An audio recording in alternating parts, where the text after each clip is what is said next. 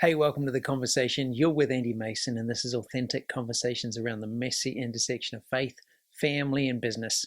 And today I get to talk to you about what happened last week. I've been talking about going away, doing a strategic planning mini retreat with my wife, and we did that last week. And so I'm going to unpack what we did, what I learned, and some of the outcomes for that. The goal of this is to really encourage you and equip you so that you would do the same for yourself. Now, if you're not in a position to drive 2 hours away and rent an Airbnb for a couple of nights, there's nothing stopping you going away for half a day, even a few hours, to hear God. Set aside that time. Why is it so important? Because when you get away from your current zone, where you're comfortable, where you've got all your books and your distractions, you get away, you get outside of that, and you actually position yourself to hear and receive from God in a different way. And actually looking at your own life in a different environment gives you a perspective that you would not have had otherwise. So really, really encourage you to do it. And it really does not know or does not matter what your budget may be. There's always something you can do. So firstly, what did we do? We went an hour and a half away. Friends of ours had been into this location in Lancaster County, Pennsylvania. It's about an hour and a half. And they told us about this wonderful little one-bedroom studio on a farm. So we just did that. Now, heads up, I didn't even think about what that property would be like. And so when my wife found out that it's a studio, I'm like, what is that? She goes, well, everything's all as one. The bedroom, the kitchen, the eating areas, the lounge, it's all as one for the entire time. And that was kind of like, perhaps I wouldn't have done that if I'd known and planned ahead differently with more foresight that you now have. For us, it actually turned out to be just right. The other thing, context of this, is the last time that we've done this as a couple for a couple of nights to actually plan, go away intentionally for a strategic planning time was probably about 10 years ago. Now, why have we not done it since then in this format or with this kind of intensity? It's because I kind of drove my wife and dragged her into it last time, and she really didn't want to do that. The other thing is there were different focuses. We're heading different directions. We're now in a new season. The kids, our youngest is a senior in high school, so it's a change of season.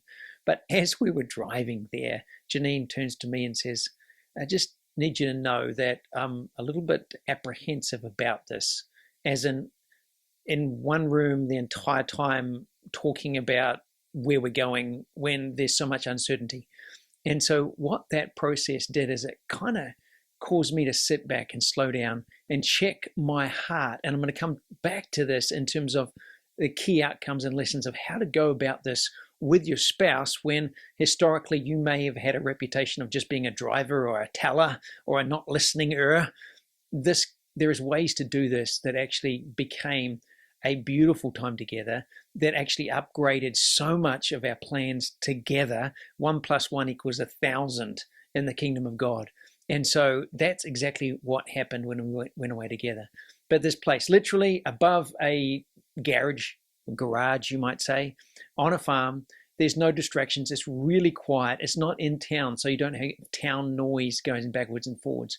On the way there, we were listening to prophetic words, just kind of having that front of mind. I've been doing that over the last 3 weeks, kind of going back over prophetic words. Make sure you check out last week's podcast or episode, because you'll see some of the preparation that went into doing this there, and that truly paid off. I also had a list of things that from those prophetic words, from what we know we've got on our on our plate this year, what are the things and the decisions that we need to work out together? And so I'd written down a list of that and given that all ahead of time to Janine. Hey, another little note for you guys as you're planning, preparing, do it ahead of time. Let them know all of the expectations, boundaries, what this is going to really look like. And you're just going to get so much more and have such more fun time. We did that. Now, we would then, like we talked along the way, we spent time that evening. There's a little store kind of 10 minutes away, so we drove down there together. It was freezing cold. But that was all good. And we just planned, arranged together, got up the next morning, had our own devotional time. So it's not like you're throwing that out of the way. We're still doing that. And then having breakfast, lots of coffee, because I love coffee. Good coffee is always really helpful for everything. And then we went on a walk. And even every moment of every day, we're talking about things. And it's not just about what we're going to do or outcomes that we're going to have, but just even probing questions to unlock and unpack more. So actually the ultimate gain out of this is knowing my wife more and her feeling loved and accepted and known in the process. That's a huge win. So we did that. The second day we actually had an invitation to do a interview at Global Awakening in Harrisburg, or that's Mechanicsburg. It's next to Harrisburg. And so we did that with Catherine Burnett and Joanne Moody for an upcoming event, and then got to have lunch with some friends and used that excuse to spend an hour or so at the Life Center. That's a church in Harrisburg. They've got a prayer room. So there's no one else there. So we booked in and went there and just had time. And it was interesting. A lot of the time I want to get in there and she'd go and scribble it down. Well, I didn't. I actually just laid it aside and felt like the most important thing this year is surrender. I think it's Galatians 5. It talks about how to live according to the Spirit is when you yield and surrender your spirit to the Spirit of God, then the fruit of the Spirit, of God's Spirit, starts to manifest, which is love, joy, peace, patience, kindness, goodness, self-control, all the things that are eternal. So we just took the time to do that, and then a lot of time reflecting and summarizing. And of course, just in all of this, there's always room for ice cream. So we'd stop, eat ice cream, and then I'd stop and want some more. And so there was probably a couple of ice creams over a couple of days, and then good steak for dinner. So it was making the most of those sorts of things. Heads up, little quick tip. If you go out for a meal, it's going to cost you probably 3 or 4 times what you could do if you just go to the supermarket, buy it, and cook it for yourself. So that's what we do. We go somewhere where we can get an Airbnb that has a kitchen, and we can cook for ourselves. It just reduces the cost and means that we can actually buy something we might not normally buy, and we can cook it ourselves, which is really fun. So lots of great time. Once again, the drive there and back was filled with debriefing, questioning, listening.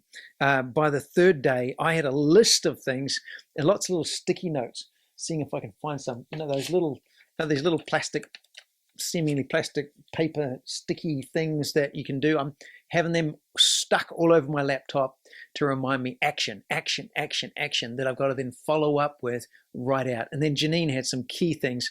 Hers, big things. Me, lots and lots of little things to remember this and remember this and remember this.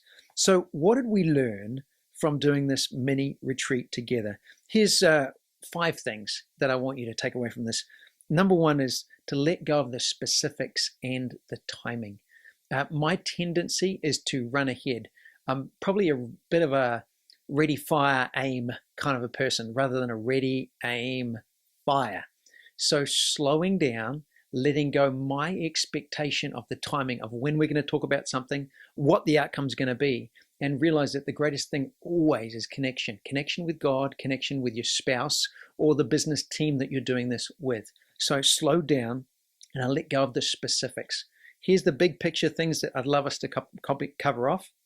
If we don't get to them, it's going to be okay. And the timing of what we talk about and when. And I literally asked Janine, what do you want to talk about next? What do you want to talk about? She goes, well, what's most important for us to get clarity on? We said, well, this schedule for the upcoming retreat or upcoming conference. And so we nailed those first. It was great. The timing of when things, I let that be hers to decide. And that just flowed so much better. Man, after 25 years married, I'm starting to learn. A second thing is hold on to connection. The most important thing is connection. It's not transaction. It's not getting stuff done. It's actually connection. Because if you get stuff done and you don't have connection, you've got nothing. But if you've got connection, you will always get stuff done. It's those priorities that seem sometimes back to front, but actually pays off in the long run. So hold on to connection is number 2. Number 3, be tenderhearted. And just the recognition that, oh, I have driven my wife or dragged her into what I think is the right thing to do for years historically. Now, for some reasons, that was legitimate, as in 4 kids, 2, 4, 6, and 8 years old. I'm the one that's working or running. There's some times when that's appropriate, but as a lifetime, it's not going to work. So being tenderhearted and kind, it's a fruit of the Spirit, but slowing down and just giving room for connection and talking and listening rather than just jumping into what I want to get done. Sounds like it was more like a relationship retreat than a strategic retreat. Perhaps it was, but even more so, we got all of these things that we're walking out with us, knowing that we're on the same page, heading the same direction, and getting a lot better clarity and some upgrades that are just, I think, genius. Now, number 4, ask lots of questions. Going in knowing that there's a difference between an open question and a closed question. An open question means you can answer in any way. A closed question, it's a yes, no, good, bad, hot, cold.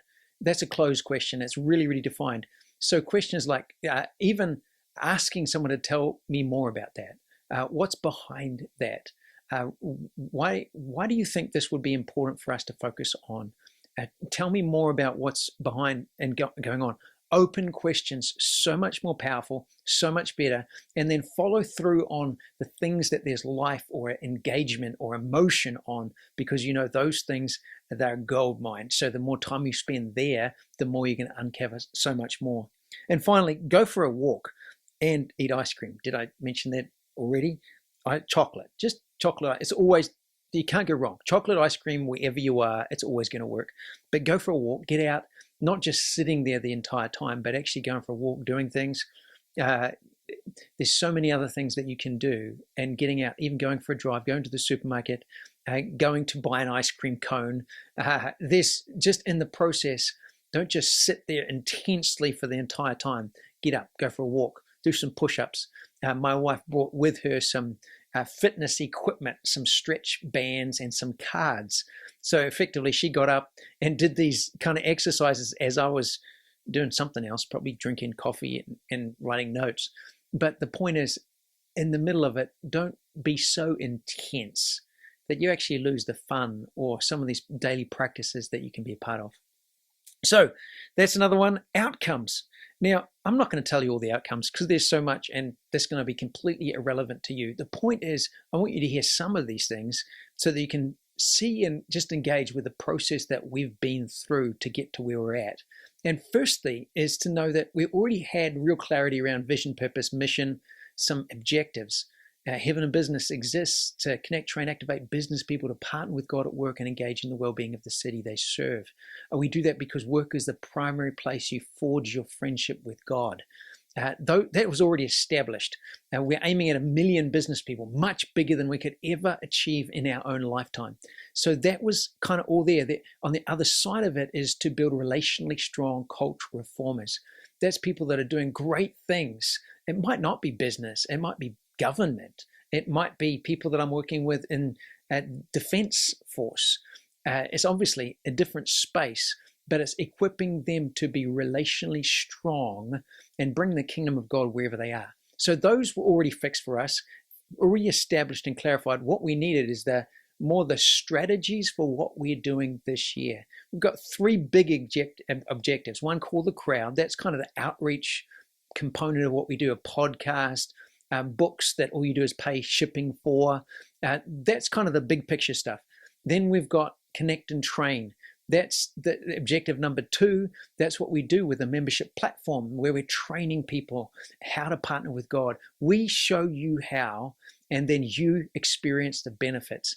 It's truly wonderful and fun. There's a membership platform. That's the events that we do. That's the masterminds and the individual advisory.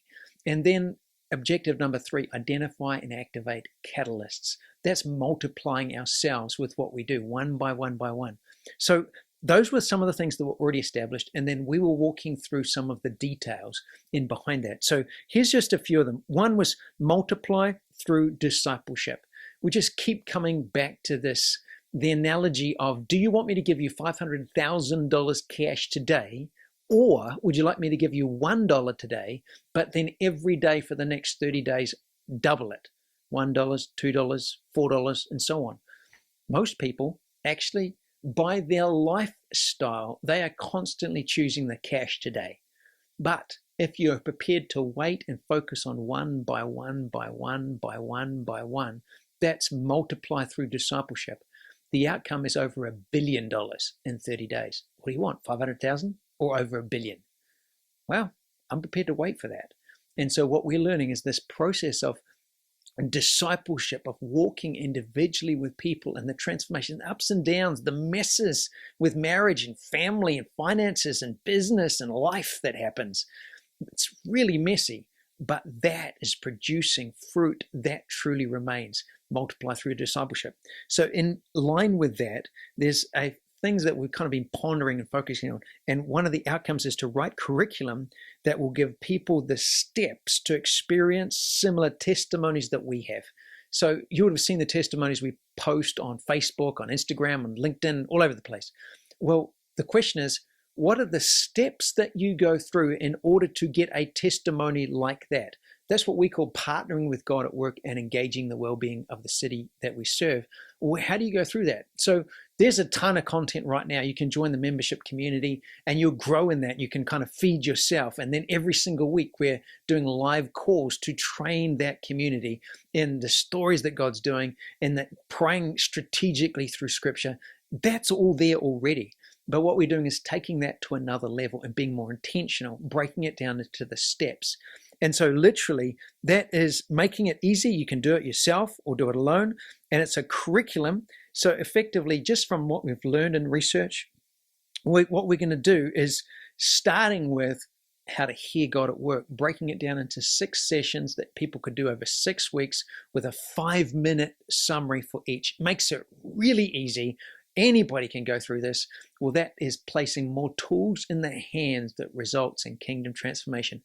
So that's really good, and Janine's going to work on that. The next one is launch another resource for the crowd, that call the crowd. So Janine's writing it from some of the content that I've put together around a book that's going to be something like Hearing God at Work, how to hear God's voice for your daily decisions.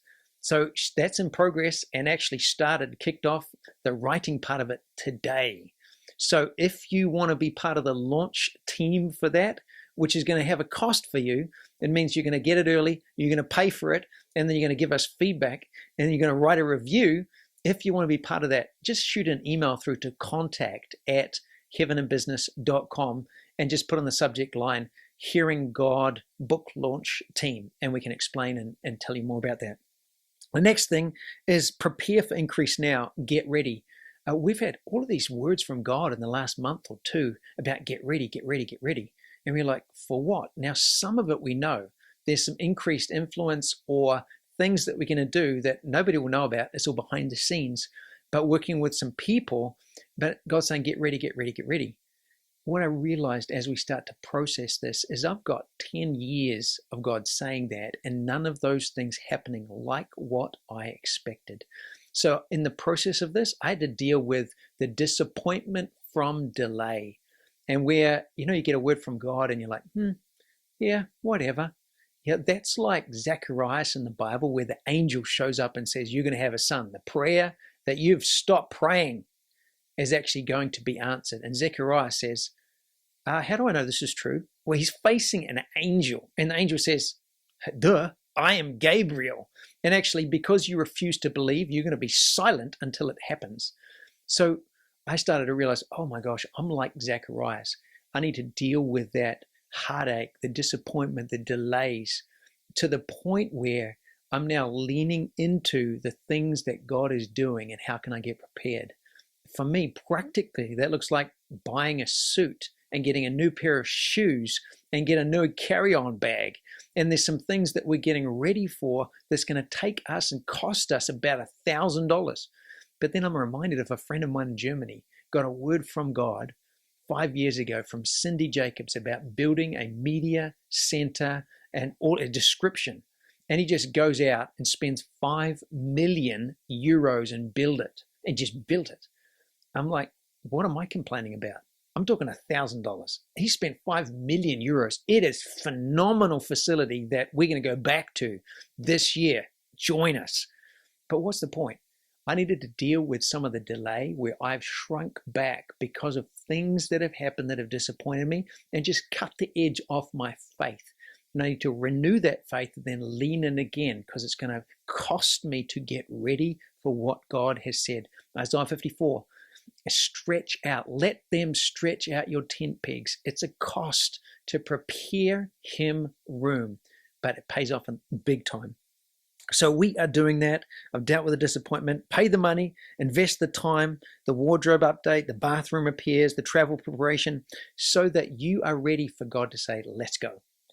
Next one was upgrading interaction, connection, and activation.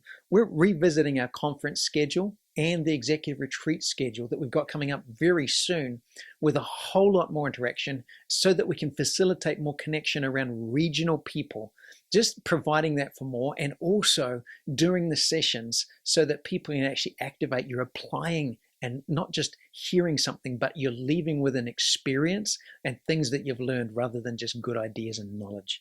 And then finally, partnering with our nonprofit, the Hope Directive, to fund and identify key people that we can catalyze.